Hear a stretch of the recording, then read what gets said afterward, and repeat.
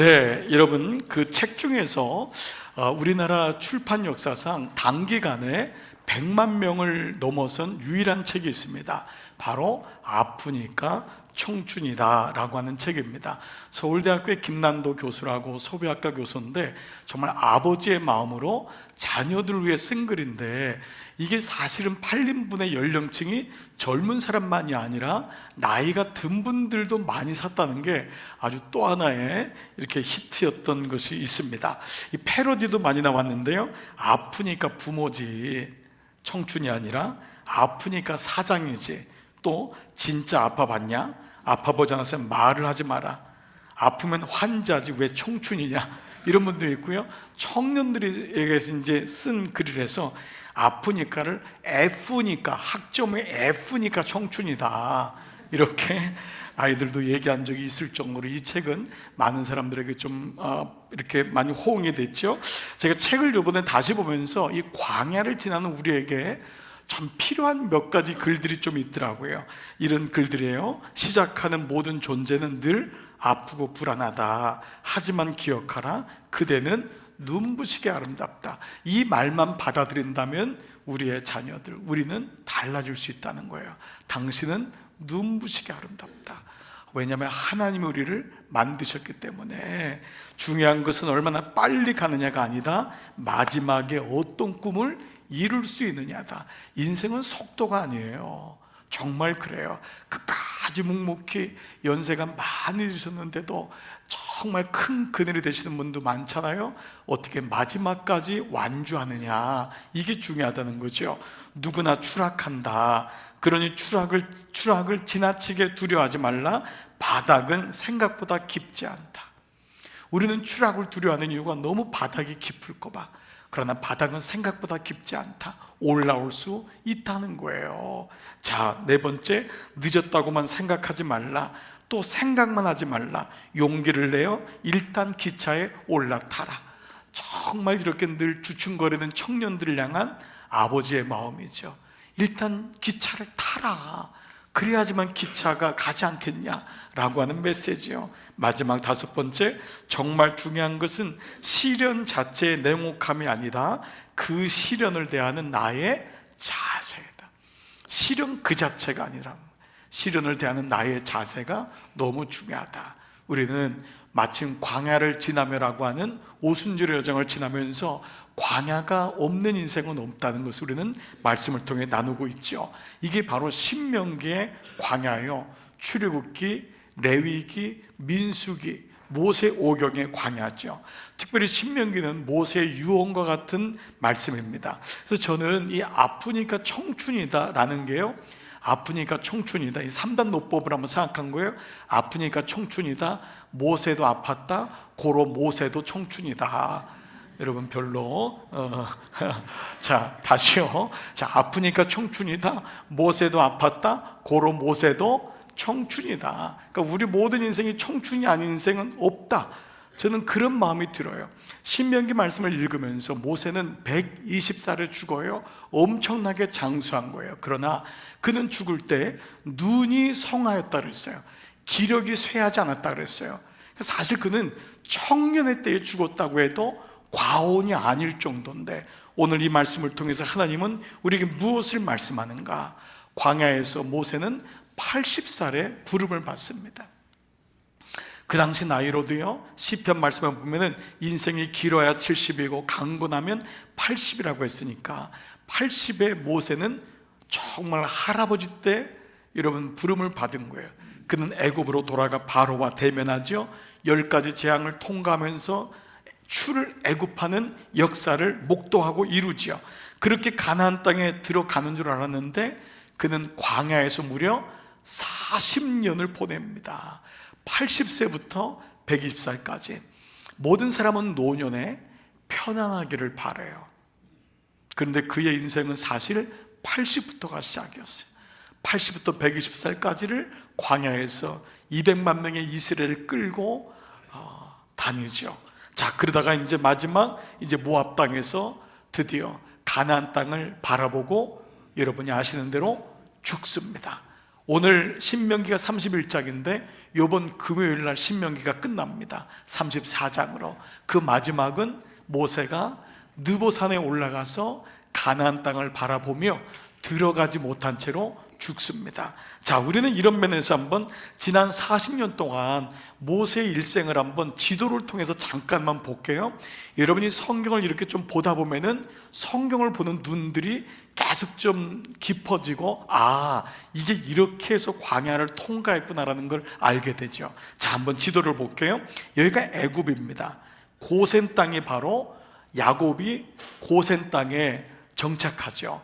여기 70명의 가족들이 고센 땅에서 목축을 하면서 그들은 애굽 문화에 동화되지 않으려고 애를 써요. 하나님은 이곳에서 이스라엘 백성이 무려 430년 동안 그 노예로 있었지만 여기서 민족을 만들어요. 그래서 출애굽하죠. 숫곳과 에단과 비하히롯을 거쳐서 나가요. 자, 민수기 33장 8절 보면은 이 비하히롯을 앞을 떠나 광야를 바라보고 바닷 가운데를 지나 에담수루 광야로 사흘길. 이 에담수루, 이 수루 광야입니다. 여기가 이제 홍해인 거예요. 홍해를 지나서 수루 광야로 갔는데 사흘길 가도 물이 없었을 때 만난 게 마라입니다. 마라 아시죠? 쓴물. 거기다 나무를 집어넣었더니 어떻게 됐죠? 단물이 되었잖아요. 그렇죠? 그 나무는 뭘 의미한다 그랬죠? 예수 그리스도의 십자가를 상징하는 예표였음을 알게 됩니다. 그리고 이 엘림에서 그들은 12나무 종려나무를 보면서 하나님 주시는 은혜와 축복이 어떤지를 경험하죠. 자, 이 해안가를 따라 가는 거예요. 왜냐하면 이렇게 가지 않아요. 이 가나안이 여기거든요. 왜 이렇게 안 갔을까요? 여긴 이미 다른 민족들이 지키고 있는 거예요. 전쟁을 한 번도 안 해본 이스라엘 백성들을 일로 가면 다 죽어요. 그래서 어떻게 하죠? 해안가를 따라서 가게 해요. 사실 이것도 이스라엘 백성은 이해를 못했어요. 왜 뺑뺑이 돌리냐고. 그들이 연약함을 모르고 하나님은 하나님의 시간표가 있었던 거죠. 자, 이렇게 갔을 때 그들은 르비딤에서 누구를 만나죠? 첫 번째 이방 민족인 아말렉과의 전투가 일어납니다. 여러분 이때 말씀하시죠? 모세가 위에 올라가서 손을 드니까 이기고 손을 내리니까 지는 거예요. 그래서 아론과 훌이 옆에서 손을 잡아주고 밑에서 누가 싸우죠? 여호수아가 싸우죠. 지금 여러분 제가 다른 교회 와 있는 것 같아요. 지금 반응을 안 하는 게 지금 알고 반응 안 하는 거죠? 다 아니 너무 유치하니까 지금 그래요. 내가 자꾸 착각이 와서 그래 자꾸. 그래도 좀 반응은 해주세요. 그래도 자, 르비딤에서 첫 번째 전쟁이 일어나는 거예요. 자, 이 말씀이 어디 있죠? 너희가 애굽에서 나오는 길에 르비딤에서 아말렉이 내게 행한 일을 기억하라. 그 아말렉은 뒤에 쫓아와서 목돌미를 쳤던 첫 번째 민족인데 이때 모세가 기도했던 이 장면이죠. 자, 이러고 여기 바로 시내산, 이 시내산까지 여기까지 얼마 걸리냐면 한 달이 걸린 거예요. 한 달 만에 시내산 도착했을 때 그들이 여기서 첫 번째 계명을 받습니다. 10계명. 이게 1차 언약이 이루어진 거예요. 그래서 이 시내산에서 계명을 받았다. 이게 바로 모세 오경의 말씀이 되는 거죠. 그래서 이 계명을 가지고 이스라엘 백성이 광야 생활을 하게 되는 겁니다. 자, 그리고 이 시내에서 받은 계명을 잊어버리는 거예요. 그래서 신명기가 제차 거듭신 명령명, 신명기가 하나님의 신자가 아니라 그랬어요. 거듭 신자라 그랬어요. 거듭 명령하는 게 신명기다. 그걸 어디서 하느냐 하면 바로 여기 모압 평지, 이 모압 땅에서 재언약을 하시는 거예요. 이게 바로 신명기가 여기서 써진 거란 말이죠. 자, 그래서 일로 올라옵니다. 올라와서 여러분이 잘 아는 가데스 바네아는 누가 생각나죠? 12명의 정탐꾼. 그 보냈는데 여기를 보낸 거예요. 여기서 보냈더니 40일 동안 보고 왔더니 누구하고 누구만 들어갈 수 있다고 했죠? 그렇습니다. 그 두 사람만 들어갈 수 있다고 했잖아요. 갈렙하고 여호사만 들어갈 수 있다 했는데 10명은 못 들어간다. 결정만 하면 되는데 들어가기로 결국 하나님은 돌리십니다. 그래서 그들이 말한 40일 동안 정탐한 것을 하루를 1년으로 쳐서 40년을 돌리시죠. 바로 이게 신광야에서 40년을 돌아요. 바람광야에서. 여기에 바로 38년 된 거예요. 여기까지 가는 게 1년 걸렸고 여기서 여기까지 가는 게 1년 걸린 거예요. 여기서 38년을 돌다가 호르산으로 이제 가죠. 자, 호르산에서 아론이 죽어요. 여기서 그 다음에 이 호르산에서 일로 가면 좋잖아요. 여기 화살표 있잖아요. 일로 가면은 지름길인데 에돔 사람들이 길을 열어주지 않는 거예요. 그래서 마음이 상했다. 여러분 이 말씀 민수기 27장 4절, 백성이 호르산에서 출발하여 홍해길로 따라 에돔 땅을 우회하라 했다. 에돔 땅을 이 직진으로 가려고 했던 거예요. 이거를 들어가려고 했는데 길로 말미암아 백성의 마음이 상하니라. 즉 이 에돔 땅이 열어주지 않아서 이렇게 돌아간 거예요.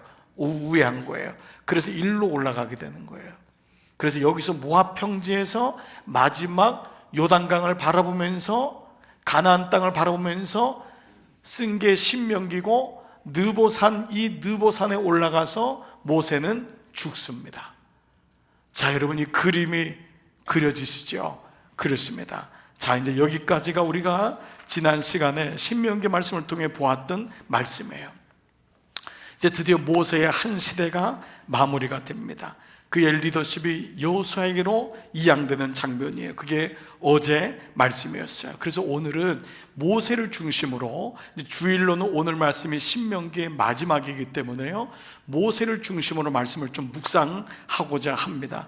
첫 번째 묵상은 여러분에게 주보에 보통 두 가지 질문이 항상 나오는 게, 목장에서 또 1:1 양육할 때 여러분이 개인적으로 그 말씀을 묵상하면 좋은데요, 첫 번째 묵상 질문은 어떻게 모세는 가나안 땅에 들어가지 못한다는 그 하나님 말씀에 순종할 수 있었을까? 여러분은 어떠세요? 여러분은 기껏 고생 다 했는데 가나안 땅에 못 들어간대요. 모세는 어떻게 이 말씀에 순종할 수 있었을까? 그래서 후계자인 여호수아하고 회막문에 쓰게 되죠. 이게 과연 슬픈 일인가 실패인가를 보게 되고요, 두 번째 질문은 모세의 삶과 특별히 죽음을 묵상할 때 모세는 왜 영원한 청년일까라는 거예요.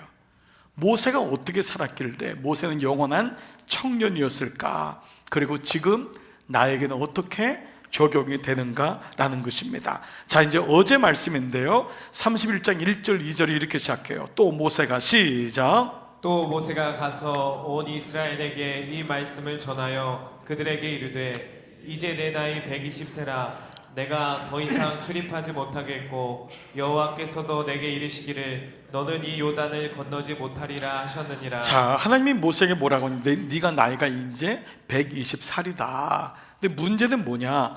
더 이상 출입하지 못하겠고는, 이 말씀은 이렇게 걷지 못한다 이 말이 아닙니다. 건강의 문제가 아니라 이게 이제 히브리어의 관용 표현인데, 더 이상은 사역을 감당하지 못한다라는 거예요. 더 이상 리더, 인도자가 되지 못한단 말이 출입을 더 이상 하지 못하겠고 이 말입니다. 자, 이제 모세는 더 이상 정상적으로 인도자 역할을 할 수가 없다는 거예요. 게다가 뭐냐 하면, 너는 이 요단강을 건너지 못하리라. 가나안이 눈앞에 있는데 하나님이 모세에게 더 이상 들어갈 수 없다, 여기까지다라고 말씀하세요. 자, 여러분 이 말씀을 여러분이 익히 아는 분들은 어떻게 생각하세요? 좀 하나님의 처사가 좀 너무 불공평하다, 좀 이런 마음이 좀 살짝 들지 않으세요?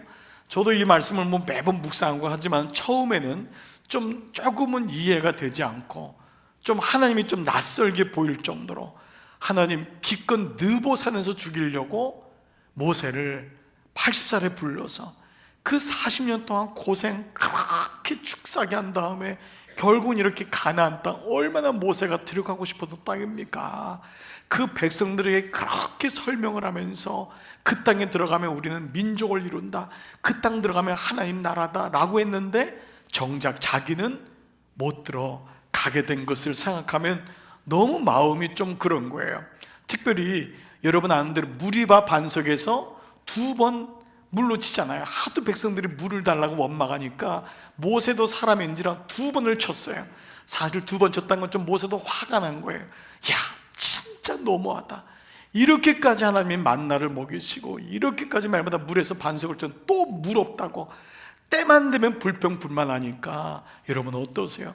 부모 심정이 되니까 그냥 이거 먹고 떨어져라, 이거 먹고 죽어 너 그냥, 그런 마음이었던 것 같아요. 모세는 너무 화가 나가지고 지팡이를 2번 내려치는데 하나님이 그것 때문에 사실은 분명히 말씀은 하세요.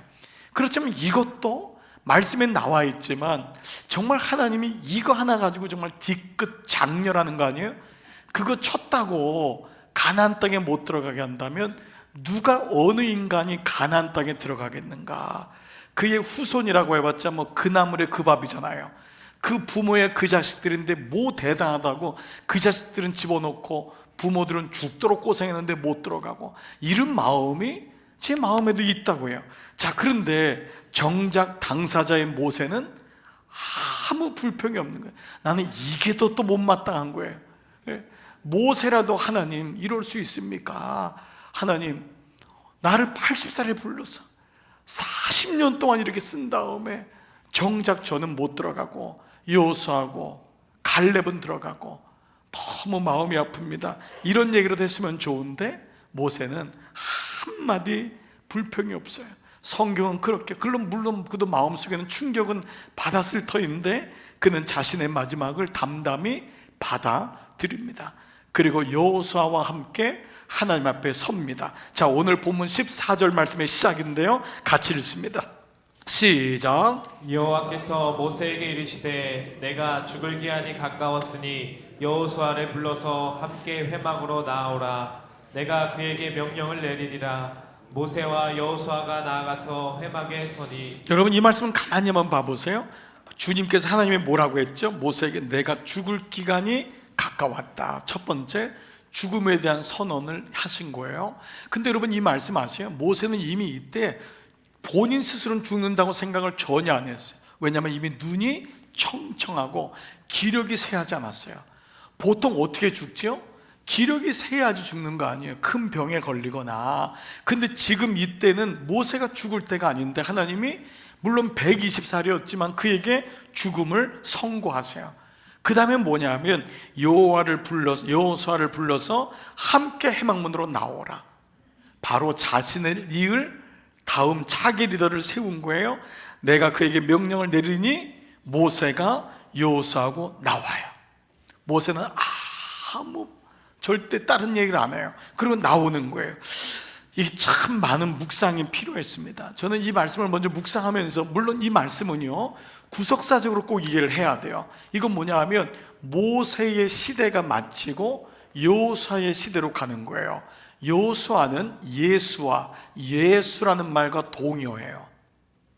여호수아는 구약의 여호수아하고 헬라어로는 예수예요.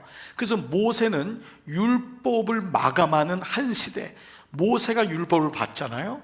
그래서 율법의 마침이 되고 새 언약인 여호수아로 보여주는 구약의 또 다른 신약이 여호수아예요. 모세 오경은 구약 그 자체를 가리켜요. 근데 신명기에서 끝나는 여호수아는 또 다른 신약의 첫 출발인 거예요.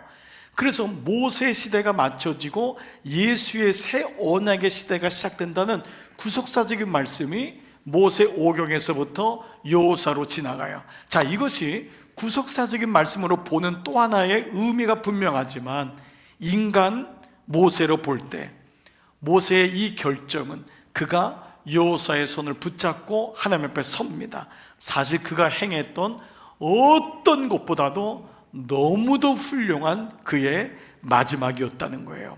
왜 그럴까요? 왜 이게 모세의 모든 행했던 이적과 능력과 위엄에 비해서 이 마지막이 이렇게도 아름다울까, 숭고할까? 그것은 여러분, 우리 모두는 알고 있어요. 자기의 존재를 부인한다는 것은 보통 어려운 게 아닙니다. 사실 이 시간은 모세가 끝나는 시간인데 모세는 자신의 모든 권리를 아들 여호수아에게, 그 다음 세대인 여호수아에게 이양하고 있습니다. 그래서 이 대목을요 다른 성경 주석 보면은 뭐라고 나오냐면은 하나님이 모세를 멈추셨다고까지 말해요. 모세가 그 하나님의 멈추심에 순종했다는 거예요. 우리 모두는 내려놓을 수 있는 존재가 아니라는 거예요. 우리 모두는 붙잡는 존재고 조금이라도 연장되기를 원하는 존재고 내 존재가 부인되는 것을 견디기 어려운 존재가 우리 모두의 존재예요. 그래서 이 구절을 하나님이 모세를 위하여 멈추게 하셨다. 모세를 위하여 멈추게 하셨다. 이렇게 말씀하는 거예요. 자, 그래서 이게 하나님의 모세의 이 마지막 시간이 간섭이나 방해가 아니라 이것이 하나님이 모세에게 준 가장 큰 마지막 은총이었다라고까지 말씀해요. 숭실대 구약학 교수인 김혜공 교수님이라고 아주 구약에 능통한 우리나라 몇 안 되는 구약학자입니다. 이분이 이 대목을 가지고 뭐라 했냐면 죽음, 하나님의 신비, 모든 영혼들이, 모든 생명들이 죽음을 맞이하는데 사는 것만이 신비가 아니라 죽음이 하나님의 신비예요. 하나님 나라에서는 그 나라로 들어가는 길목이기 때문에, 문이기 때문에 죽음을 이해하는 것이 성도의 수준이라고 했어요. 죽음을 이해하는 것, 이것이 성도의 영적 수준이라는 거예요. 즉 그의 인생은 죽음에서 결정되는 것이 모든 인생이잖아요. 자, 그런데 이 대목을 가지고 뭐라 했냐면 하나님의 거룩한 멈추심이라고 했어요. 하나님의 거룩한 멈추심. 하나님은 우리에게 생명을 주어서 일을 하게 하고 건강을 회복하게 하고 누리게 하고 성취하게 하시지만 하나님이 멈추시는 것도 거룩한 멈추심이라는 거예요. 하나님의 거룩한 멈추심. 그래서 우리는 모세를 통하여 기본적으로 죽음에 대한 말씀을 조금은 묵상할 수 있어요. 두 가지로 좀 한다면, 첫 번째, 모세의 죽음, 그 순종의 절정이라는 거예요. 모세의 죽음은 인간적으로 너무도 애석하고 가족들은 물론 이스라엘 백성들도 받아들이기 어려운 거였어요.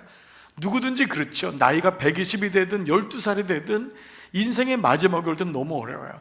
그러나 모든 인생은 그 죽음을 억셉트해야 되는 거예요. 받아들이는 거예요. 근데 그 순종의 절정이 모세의 죽음을 통해 보여주고 있다는 거예요. 모세는 할 말이 많은 사람이에요. 여러분, 주식회사로 하면은 지분이 제일 많은 사람이 모세입니다. 모세는 정말 할 말이 많은 거예요. 출애굽에 대해서 하나님은 보이지 않잖아요. 보이는 인간으로 한다면 모세가 아니면 누가 들어가냔 말이에요. 그러니까 모세는 사실 이 죽음에 대해서는 순응하기가 어려운 게 인간적인 모습이에요. 그런데 모세는 이 죽음을 통하여 장차 올 예수 그리스도의 십자가를 보여주고 있고, 그리고 이 사건은 오늘 우리 모두에게도 죽음이야말로 순종의 절정임을 보여주고 있어요. 자, 예수님의 죽으심을 알았던 사도 바울이 뭐라고 고백했냐면 십자가 사건이 있는 사람과 십자가가 없는 사람을 비교했어요.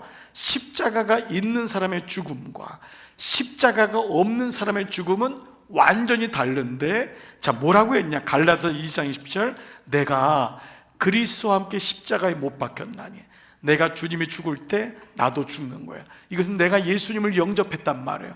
내가 주님을 믿는 것을 그리스도와 함께 십자가에 못 박혔나니 예수님의 십자가가 나의 십자가가 된 거예요. 이거를 믿음으로 고백하는 게 믿음이라고 하잖아요. 교회에 나오는 게 믿음이 아닙니다. 교회에 나와서 믿음을 듣고 믿음이 생겨서 예수님의 십자가가 나의 십자가가 된 것을 내가 그리스도와 함께 십자가에 못 박혔나니 놀라운 사실이 생기는데, 그동안은 내가 살았는데, 내가 주인 줄 알았는데 내가 사는 것이 아니요 오직 내 안에 누가 산다고요? 그리스도께서 사시는 것이에요.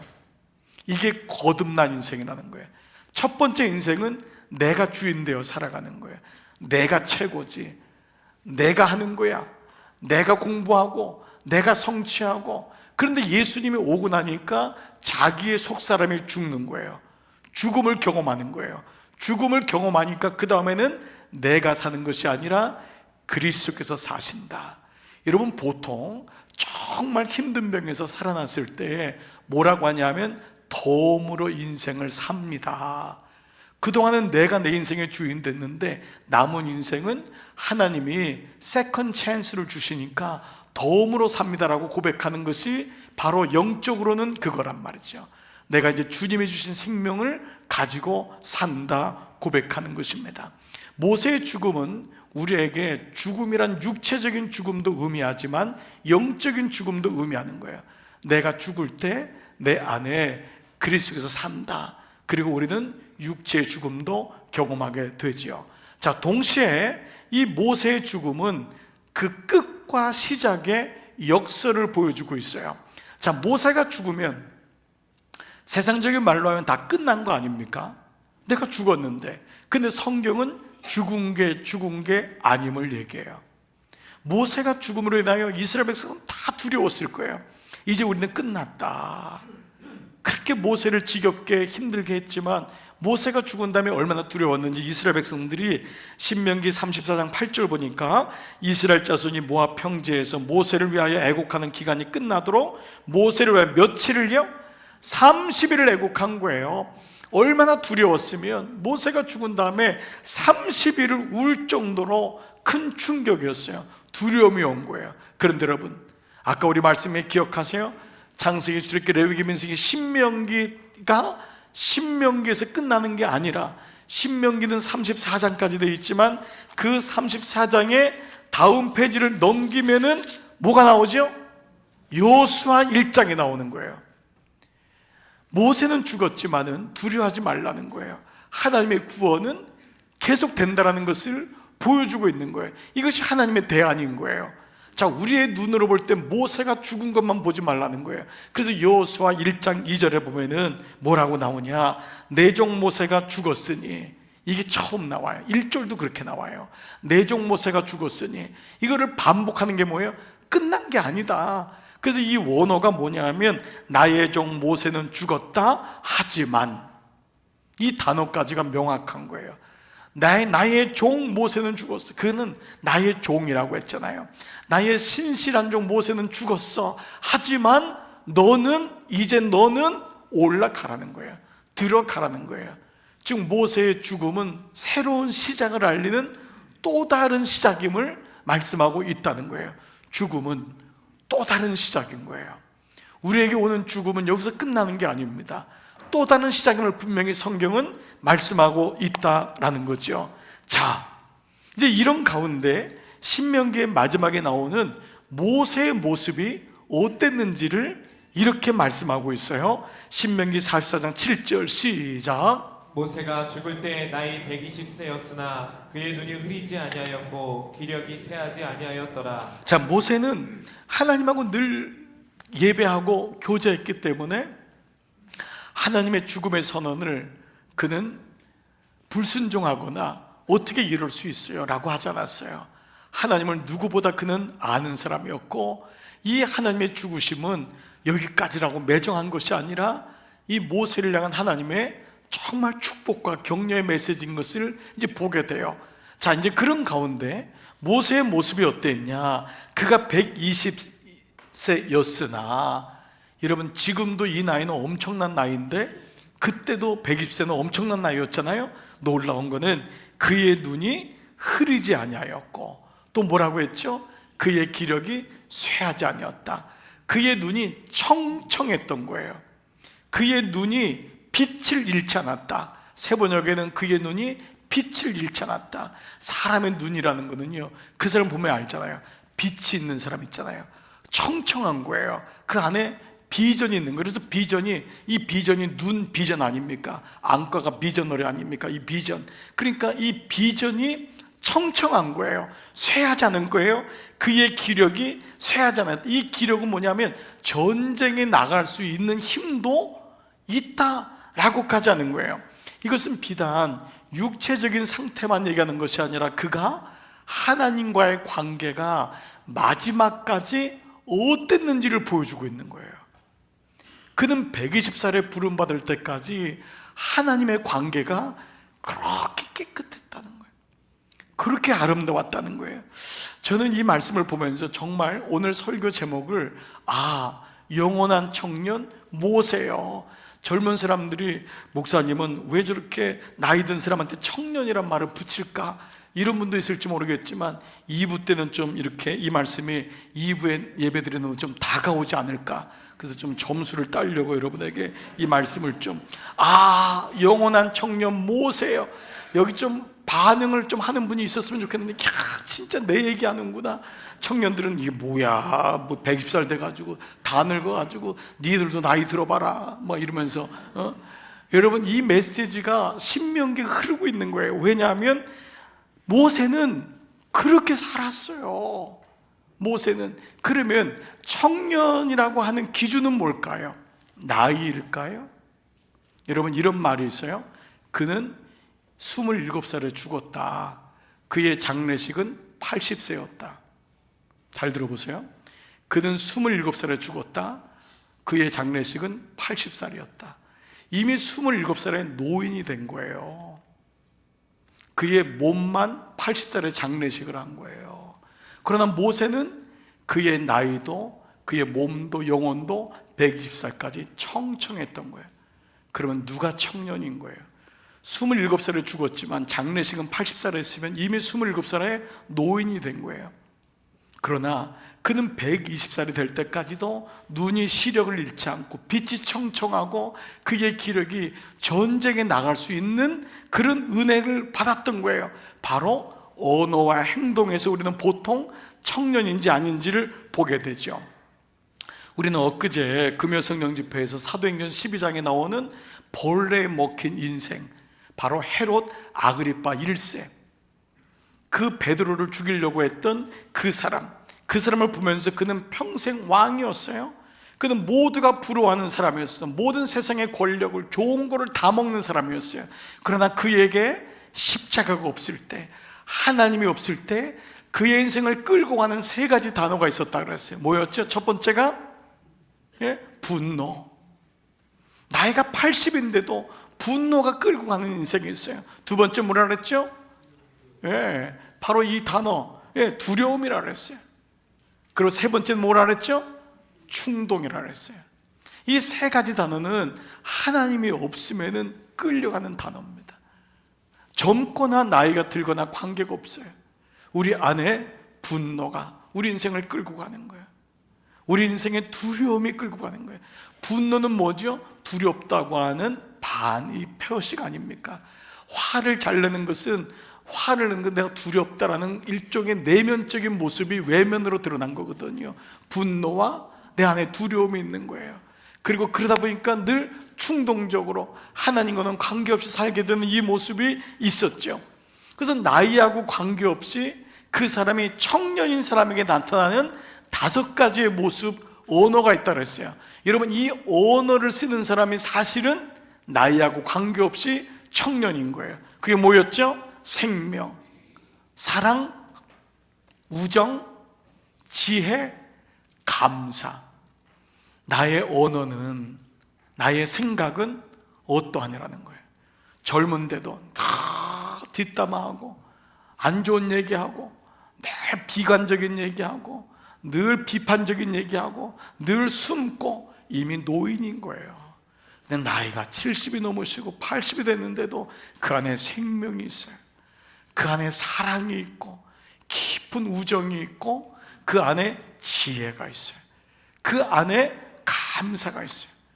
여러분, 정말 말만 들어도 좋지 않습니까? 여러분, 저는 여러분이 이미 이른 인생을 살고 있고 이렇게 또 계속 살기를 축복합니다. 제가 오늘 1예배 드린 다음에 한 분이 가면서 저한테 늘 말씀 끝난 다음에 그렇게 반응을 잘하는 분이 있어요. 목사님이 청년이세요. 그 얘기를 해가지고 또 정신을 못 차렸잖아요. 또 1부 끝난 다음에 그래, 내가 청년이구나. 60살짜리 6학년짜리 그 청년이. 그러나 저보다 나이 많으신 우리 권사님 장로님들도 제가 뵈니까 청년의 인생을 사는 분들이 많은 거예요. 그런데 죄송하지만 30살인데도 노년의 인생을 살아요. 40살인데도 늘 불만이 많고 사춘기를 지내는 사람이 많아요. 여러분, 이 5가지 단어가 있으세요? 뭐예요? 생명, 사랑, 우정, 지혜, 감사. 그러면 그 사람 옆에 가고 싶은 거예요. 그 사람 옆에 있으면 이게 붙는 거예요. 생명이 붙고 사랑이 붙고 우정이 붙고 지혜가 붙고 감사가 있는 줄 믿습니다. 그런데 여러분, 정반대가 있어요. 그러나 아무리 나이가 젊어도 노년의 말, 늙는 말을 하는 사람이 있어요. 그 단어도 또한 5가지예요. 상실, 늘 잃어버린 거, 옛날 얘기하는 거예요. 환멸, 나 그 사람한테 환멸했어. 더 이상 쳐다보지 않는다. 우울, 늘 낙심돼, 우울되고, 나 마음이 떨어지고 낙심되고 결국 두려움이 우리 안에 있죠. 여러분, 이 5가지 단어 또한 모세의 인생하고는 어울리지 않는 인생 아니었습니까? 모세는 이 단어가 아니었어요. 그래서 오늘 모세를 청년이라고 부르고 싶은 것은 그의 인생이 쉽지 않았지만 그도 상실하고 환멸하고 우울하고 낙담되고 두려움이 왔지만 그는 이 과정을 끌고 나가는 거예요. 광야 속에서 어떤 마음을 가지고 사느냐는 나의 선택인 거예요. 광야 속에서 나는 어떤 메시지를 가지고 사는가. 그런데 언어만이 아닙니다. 청년은 언어와 행동이라고 했는데 모세의 마지막을 보면은요, 그는 자신이 주신 사명을 마지막 행동으로 멈춥니다. 여러분, 신명기 말씀을 그동안 예수 오래 믿으시면서 많이 봤겠지만은 신명기의 마지막 말씀이 모세가 느보셋에서 죽는 걸로 끝나요. 그런데 바로 그 직전에 어떤 일이 있었는지 혹시 아세요? 모세가 뭐를 할까요? 바로 34장이 마지막이잖아요. 33장 전체가 모세가 이스라엘 백성을 축복합니다. 이게 모세의 영원한 청년이에요.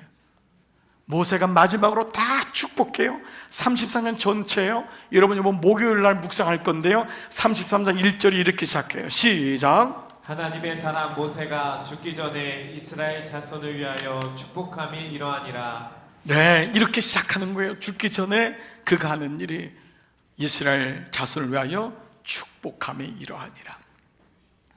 모세는 어떻게 이룰 수가 있었을까? 그는 가나안 땅에 들어가지도 못하고, 인간적으로 보면 그는 요단강 목전에서 죽잖아요. 근데 그는 하나님의 모든 것에 순종하죠.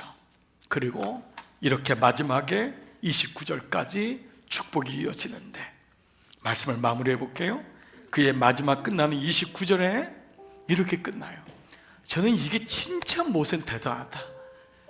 그렇게 지긋지긋한 말 안 듣는 이스라엘 백성을 향해서 뭐라고 축복하냐면 이게 진짜 청년인 거예요. 이게 아버지인 거예요.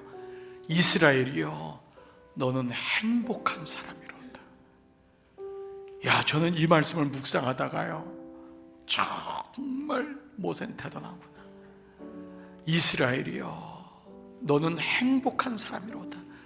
여호와의 구원을 너같이 얻은 백성이 어디 있냐라는 거예요. 여호와의 구원을 너희 민족같이 받은 백성이 어디 있냐. 끝까지 그는 축복해. 끝까지 사명을 감당하는 거예요. 이게 모세의 마음인 거예요. 이 정도 치면은 여러분, 눈은 눈으로 이는 이로 해야 되잖아요. 근데 모세는 그렇지 않아요. 그는 하나님은 너를 돕는 방패이시여, 내 영광의 칼이시로다. 내 대적이 내게 복종하리니 너가 그들의 높은 것을 밟으리로다. 이게 모세의 마지막 행동이었어요. 그래서 신명기 말씀은요, 축복으로 끝나요. 이게 모세오경의 마지막이에요. 너무너무 놀라운 말씀이죠. 우리 인생에도 마찬가지잖아요. 신명기의 마지막이라면 우리 인생의 마지막이잖아요. 느보산으로 그는 올라가죠. 거기서 죽는 거예요.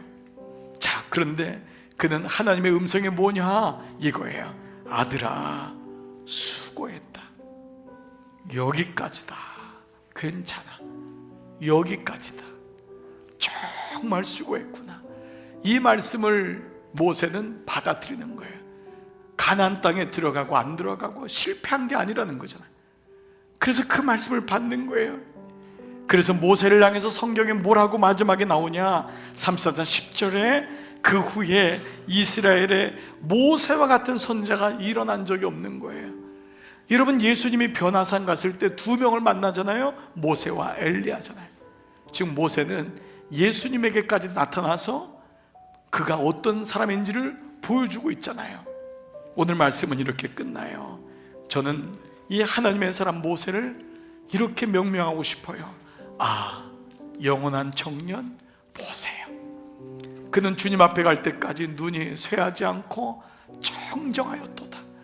그는 하나님의 부르심 속에 그렇게 간 거예요. 너무 아름답지 않아요? 여러분, 이런 삶 살고 싶지 않아요? 정말 주님 앞에 갔을 때 기력이 성성하고 눈이 청청한데 하나님이 부르셨을 때 주님, 제가 주님 앞에 갑니다. 오늘 이 은혜가 여러분 가운데 있기를 축복합니다. 제가 그림 중에 은혜 받은 그림이 몇 개 있어서 소개를 할게요. 이 그림, 첫 번째 그림에 우린 다 광야에서 낙담할 때가 있어요. 그러나 잊지 마세요. 모세도 이렇게 낙담할 때 예수님이 뒤에 계셨던 거예요. 우리가 어디로 갈지 알지 못하고 왜 나의 수렁은, 나의 바닥은 이렇게 깊나라고 했을 때 주님은 뒤에서 우리를 묵묵히 바라보고 우리를 안고 계셨던 거예요. 우리의 광야 시간이 다 지날 때 주님 앞에 갔을 때 우리는 주님 앞에 무릎을 꿇을 거예요. 주님, 여기까지 왔습니다. 그럴 때 주님이 잘 왔다, 수고했다, 정말 정말 수고했다. 그럴 때는 마지막 세 번째 그림에 좀 마음이 울컥했어요. 주님이 안아주시면 되잖아요. 그러면 인생 잘 산 거잖아요. 이 땅에서 막 누리고 어떤 곳에 살아야 되고 그것만이 인생의 축복 아니잖아요. 이게 진짜 축복 아니에요. 주님께서 우리를 안아주시면서 잘 살았구나, 잘 살았구나, Son, well done, well done, you did good job, 잘 살았다. 오늘 이 은혜가 저는 모세에게 있는 걸 보게 돼요. 사랑하는 여러분, 우리 모두 주님 앞에 호련히 또 어느 날 그때 주님이 이렇게 우리를 안아주시는, 영원한 청년 모세요, 영원한 청년 내 이름, 영원한 청년, 영원한 청년 장찬영, 영원한 청년 찬영이. 그냥 내 이름만 지금 나오는 것 같아요. 그래, 영원한 청년. 여러분, 이런 인생을, 이런 삶을 누리시기를 축복하고 여러분 삶에서 하나님의 놀라운 향기가 일어나기를 축복합니다. 아멘, 아멘. 성경 닫으시고 노트 닫으시고 다 자리에서 일어나십시다. 우리 같이 이 찬양 고백하면 좋겠어요. 내 인생 여정 끝내요 강 건너 언덕 이를 때 하늘 문 향해 말하리 예수 인도하셨네. 여러분, 나이가 젊거나 중년이거나 노년이거나 관계없어요. 우리 모두 주님 앞에 청년이기 때문에 우리 같이 고백합시다. 내 인생 여정 끝내요 강 건너 언덕 이를 때 하늘문 향해 말하리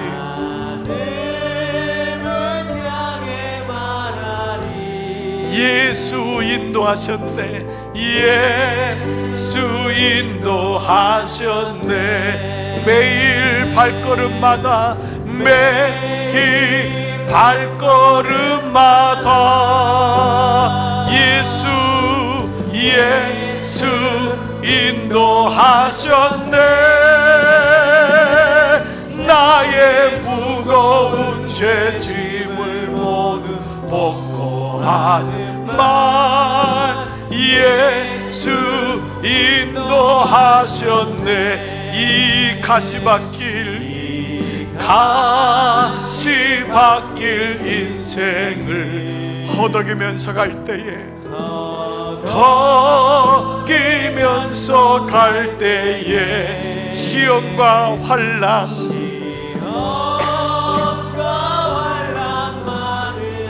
그렇지만 예수님이 인도하셨습니다. 예수 인도하셨네. 매일 발걸음마다 매일 발걸음마다 주님 예수 인도하셨네. 나의 무거운 죄짐을 모두 벗고 하는 말 예수 인도하셨네.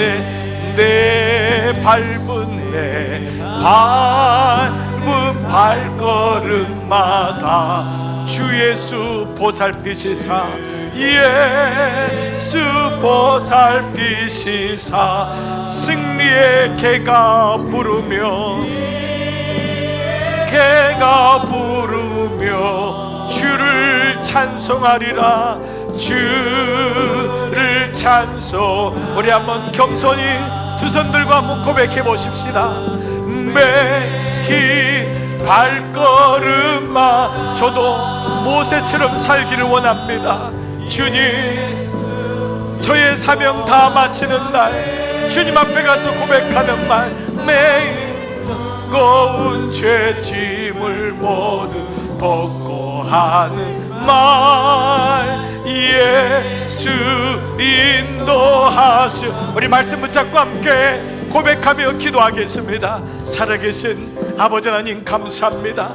누군가에게, 모든 사람에겐 죽음이라는 단어가 오고 사명이 마치는 날이 오지만은 아버지, 모세는 이 하나님의 부르심에 순종합니다.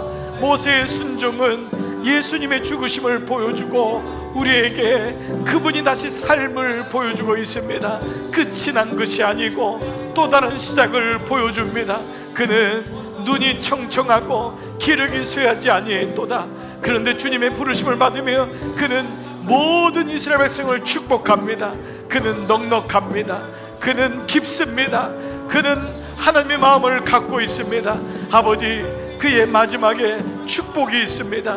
이스라엘이여, 너는 행복한 자로다. 이스라엘이여, 너는 행복한 자로다. 아버지, 우리의 인생에 주님 앞에 갈 때까지 이런 인생 되기를 원합니다. 축복하고 축복을 받고 생명을 전하고 감사하고 그 안에 하나님의 은혜가 있으며 그 안에 하나님 마음이 있어 생명과 사랑과 우정과 지혜와 감사가 있습니다. 아버지, 제 안에 이 마음을 주옵소서. 예배하는 종들마다 이 마음을 주옵소서. 여기 살아가는 아버지들에게 이 마음을 주옵소서. 어머니들에게 이 마음을 주옵소서. 상실과 환멸과 우울과 낙담과 두려움이 아니라 내 안에 세상이 할 수 없는 기쁨과 감사와 생명과 사랑과 우정과 지혜가 넘쳐 하나님, 주님 주시는 삶 가운데 모세 같은 감사함으로 순종함으로 그 길을 걸어갈 수 있도록, 아들아 수고했다.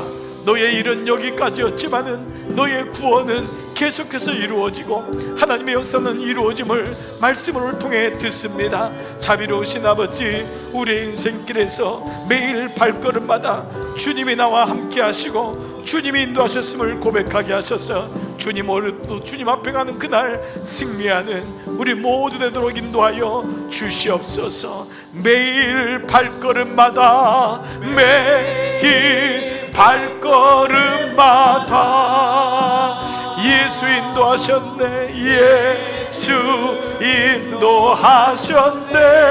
나의 무거운 죄짐을 모두 벗고 한 말, 예수 인도하셨네. 나의 무거운 죄짐을 모두 벗고 하는 말, 예수 인도하셨네. 아버지 감사합니다. 지금까지 주님이 인도하셨습니다. 앞으로도 주님이 인도하실 것을 저는 믿습니다. 아버지, 가장 아름다운 모습으로 모세를 부르셨습니다. 그의 눈이 청청하고 기력이 쇠하지 않음에도 사랑하는 모세야 잘했다. 하나님 그를 안아주십니다. 우리의 인생에도 이러한 은혜가 있기를 소원합니다. 우리의 마지막이 축복의 마음으로 우리 인생이 마무리되게 하여 주옵소서. 더 깊어지고 더 넉넉해지고 더 많이 안아주고 더 많이 위로해주고 더 많이 세워주고, 하나님 우리 사랑하는 부모들이 이렇게 산다면 우리 자녀들은 분명히 일어나고 회복될 줄 믿습니다. 저희도 이렇게 살겠습니다. 종들을 파송합니다. 이제는 성부와 성자와 성령의 은총이 머리 숙인 모세된 모든 청년들에게 이제로부터 영원토록 함께 하시기를 간절히 축원하옵나이다. 아멘.